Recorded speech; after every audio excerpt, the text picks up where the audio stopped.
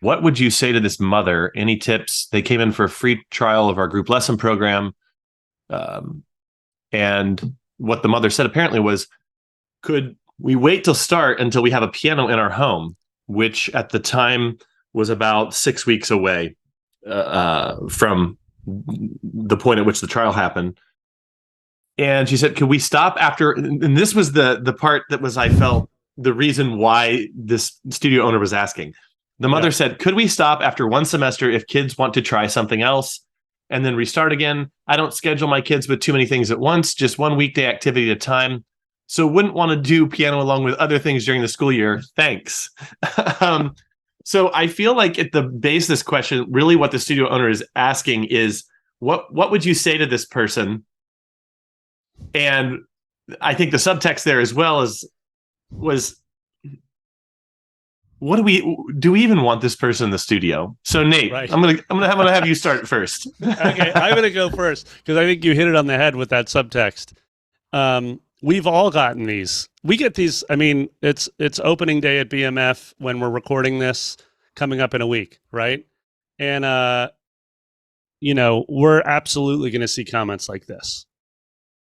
I would say that we need to become really good at being very clear on what the journey of a successful musician is in our program. And that starts with an initial commitment by family, by our program, right? We're committed, just like you commit to having your teachers show up consistently, not rescheduling lessons, all these things that we know to be true, to follow through on our commitment. We're asking that family to make the same thing. Do they need an instrument? Yes, they need an instrument. Do they need to buy a real piano? No, they don't need to buy a real piano. Of course not. They can buy a little Casio mini micro keyboard to start for the first season at BMF. They'll be totally fine, right? I mean, it depends on age a bit, but up to age 9, no problem. Like the barrier to resistance the barrier to entry can be very low when it comes to gear, right? But they do need to make a commitment to show up starting at the beginning of the season. And no, like we can't already pre-plan you taking a month-long break in the winter because who knows why, because you're already going to be disrupted. Like the likelihood that you can succeed in our program, which is a songwriting program that has 12 seasons, 6 years of songwriting parties, the likelihood that that'll happen goes way down if in the first season you drop out for 4 or 5 weeks.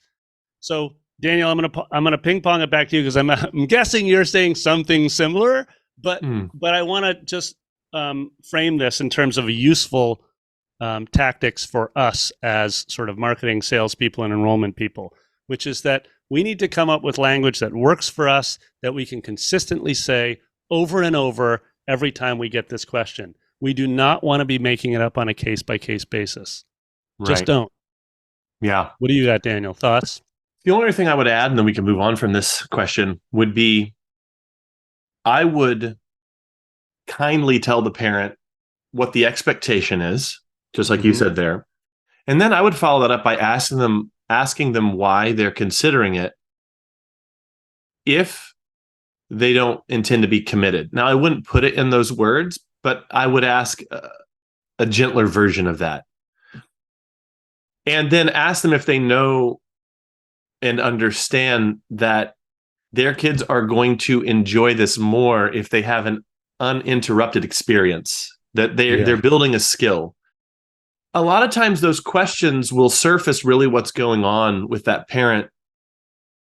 And a lot of times those questions lead to a great conversation that then could lead to the parent actually becoming more committed. I don't believe that people will always maintain a fixed mindset. I believe in the ability for people to change their mindset. I can ask questions that will help the parents see what they're actually doing, and doing it in a way that feels less threatening than saying, "Oh, you're wrong. Oh, you shouldn't be thinking that way. Oh, you shouldn't do that." Yeah. So I think a well-timed question, the right question, can lead the parent maybe to become a great student. And I had students that stayed in my studio for years where at the beginning, the parent on the surface seemed a little flaky, but I helped them become not that. So when you hear a question like this, don't immediately write them off. Understand that depending on how you interact with them and the frame that you set with them, it's very, very possible that they might end up changing their mind. So Yeah, just a thought there. I love that, Daniel, because also we were talking about this with my daughter who's in college right now, and one of the pieces of advice that this faculty member gave to her was every semester make friends with one professor, just one. Hmm. Show up to her office hours, make an effort. Because even if you only do that 50% of the time, at the end of 4 years, you will have 4 relationships that you can lean on when it comes to the rest of your life. And we all know when the rest of your life starts after college is when it actually, you really need those friendships. So, to Daniel, to your point, these parents, when they understand through Daniel's line of questioning and helping them change their mindset, when they realize that you're actually have their interest at heart, then they view you as a relationship that they can develop over time. And we all know as owners that our students' journey isn't just like this, it's not like this smooth growth path, right? It's all fun and games when they're like 6 to 9. Then they 10ish, they move to middle school. Then when puberty hits, everybody knows what that looks like if you've been teaching for your whole career.